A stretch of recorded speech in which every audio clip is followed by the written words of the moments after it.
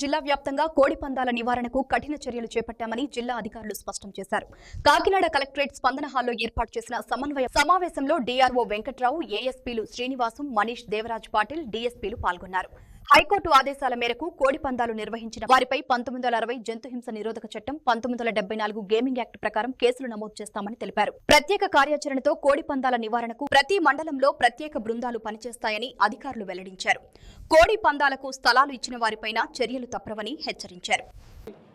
Section 144 ఇది వరకు, ఇప్పుడు బిఎన్ఎస్ఎస్ కింద 163(4) కింద 144 యాక్ట్ కూడా ఏదైతే సెక్షన్ 144ని ప్రస్తుతం బిఎన్ఎస్ఎస్ 163ని కూడా ప్రతి దగ్గర కూడా విధించడం అనేది జరుగుతుంది. అది రెవెన్యూ డివిజనల్ అధికారి వారి ద్వారా కూడా అవి చేయడం చెప్తాం.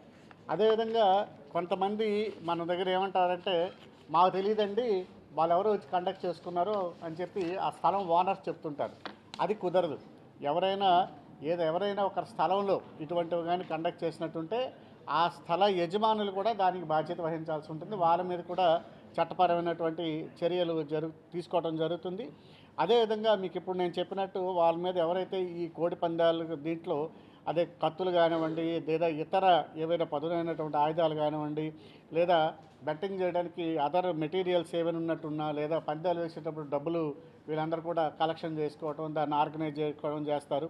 అలాగే కొంతమంది ఇందులో పార్టిసిపేట్ చేస్తారు, వాళ్ళు లేకుండా ఇవన్నీ జరగవు కదా, అది చేస్తారు. అలాగే దీనికి గాను మనందరికీ తెలుసు ఆ ఏరియాలో లిక్కర్స్ సర్వ్ చేయటం, అలాగే దీనికి సంబంధించి ఇతర దానికి సంబంధించినటువంటి కార్యకలాపాల్లో ఎవరైనా కానీ పార్టిసిపేట్ చేసినట్టుంటే వారందరూ కూడా చట్టపరమైనటువంటి చర్యలకు బాధ్యులే. దయచేసి ఈ విషయాన్ని అందరూ కూడా గమనించాలి. అదేవిధంగా మీకు ఇప్పుడు చెప్పినట్టు ఈ జాయింట్ ఇన్స్పెక్షన్ టీమ్స్ అనేవి నెక్స్ట్ ఈ ఏవైతే ఈ పండుగ రోజుల వీటిల్లో కూడా గ్రామాల్లో వాళ్ళు తిరగటం జరుగుతుంది. ఎక్కడైనా ఇటువంటివి కానీ జరిగినట్టుంటే వాళ్ళ మీద చర్యలు కూడా తీసుకోవటం అనేది జరుగుతుంది.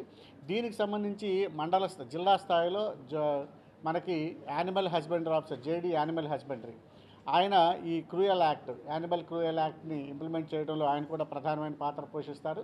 అదే మండల స్థాయికి వచ్చేటప్పటికి మండల్ యానిమల్ హస్బెండరీ ఆఫీసర్ వారు కూడా దీనిలో ప్రధానమైనటువంటి పాత్ర పోషించాల్సి ఉంటుంది. అదేవిధంగా ఆర్డీఓస్ అలాగే ఎస్డిపిఓస్ కూడా వీళ్ళందరూ కూడా మండలాలలో గ్రామాల్లో అవసరమైనప్పుడు ఫీల్డ్ విజిట్స్ అని చేసి దీనికి సంబంధించి చట్టపరమైనటువంటి నిబంధనలు ఏవైతే ఉన్నాయో అవన్నీ కూడా వాటి మీద అవగాహన అనేది కల్పించడం అనేది జరుగుతుంది. దీనికి డైలీ ఎక్కడెక్కడ ఏమేమి జరుగుతున్నాయి అనేవి డైలీ రిపోర్ట్స్ కూడా కలెక్ట్ చేయడం అనేది జరుగుతుంది.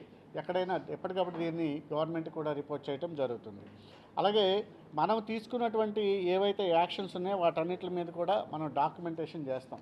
ఎక్కడైతే ఇప్పుడు ఇవాళ ప్రెస్ మీట్ పెట్టాం, భవిష్యత్తులో మండలాల్లో కూడా ప్రెస్ వాళ్ళందరితో చెప్పి మీటింగ్ పెట్టడం జరుగుతుంది. అలాగే గ్రామ స్థాయిలో కూడా ప్రచారం చేస్తారు. వీటన్నిటిని కూడా డాక్యుమెంటేషన్ చేస్తాం. డాక్యుమెంటేషన్ చేసి మనం తీసుకుంటున్నటువంటి చర్యలు ఏవైతే ఉన్నాయో వాటన్నిటిని కూడా ఆనరబుల్ హైకోర్టుకి కూడా మనం సబ్మిట్ చేయడం అనేది జరుగుతుంది. ఇప్పుడు నేను మొదట మీకు చెప్పినట్టు బైండ్ ఓవర్ కేసెస్ కూడా కొంతమంది మీద ఎవరైతే ఇటువంటి వాళ్ళు ఎవరైతే ఉన్నారో వాళ్ళ మీద బైండ్ ఓవర్ కేసెస్ అన్నీ కూడా పెట్టడం జరుగుతుంది. అలాగే విలేజ్ లెవెల్లో, మండల్ లెవెల్లో, అదేవిధంగా జిల్లా లెవెల్లో, డివిజన్ లెవెల్లో కూడా కోఆర్డినేషన్ అనేది పర్ఫెక్ట్గా జరిగేటట్టు గ్రామ స్థాయిలోకి వచ్చేటప్పటికి అక్కడున్నటువంటి మన పంచాయత్ సెక్రటరీ కానీ, విఆర్ఓ గారు కానీ, అదేవిధంగా ఇతర మహిళా పోలీసులు కానీ వీళ్ళందరితో కోఆర్డినేషన్ చూసుకుని ఎప్పటికప్పుడు అంటే ఎఫెక్టివ్ ఇంటెలిజెన్స్ సిస్టమ్ అనేది రిపోర్టింగ్ సిస్టమ్ డెవలప్ చేయడం జరుగుతుంది.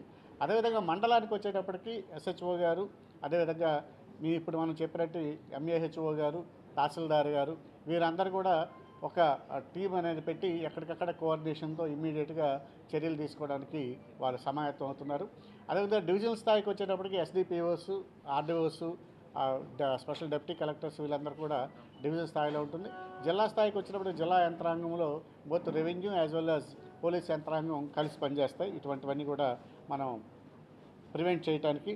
దీనికి మనకు ఒక స్లోగన్ కూడా రాష్ట్ర ప్రభుత్వం ఒక స్లోగన్ కూడా తెలియజేసింది, సాంప్రదాయ సంక్రాంతి ముద్దు, కోడి పందాలు వద్దు. ఆల్రెడీ డిపిఆర్ గారు ఈ కోఆర్డినేషన్ మీటింగ్ ఎవరెవరితో ఏంటనేది మీకు డీటెయిల్గా చెప్పారు. దీనిలో మండల లెవెల్లోనూ జిల్లా లెవెల్లో ఎవరితో ఎట్లా కోఆర్డినేట్ చేస్తారనేది సార్ డీటెయిల్గా చెప్పారు. ఇది as per direction of the high court, honourable high court వారి డైరెక్షన్స్ ప్రకారం చట్టరీత్యా ఏ అయితే ఉన్నాయో ఎట్లా ఇంప్లిమెంట్ చేయాలన్న దాని గురించి ఆల్రెడీ మా గౌరవనీయులైన ఎస్పీ గారు రెగ్యులర్గా జరిగే మాకు టెలికాన్ఫరెన్స్లో కానీ లేదా ఆల్రెడీ సెట్ కాన్ఫరెన్స్లో రెగ్యులర్ చెప్తా ఉన్నారు.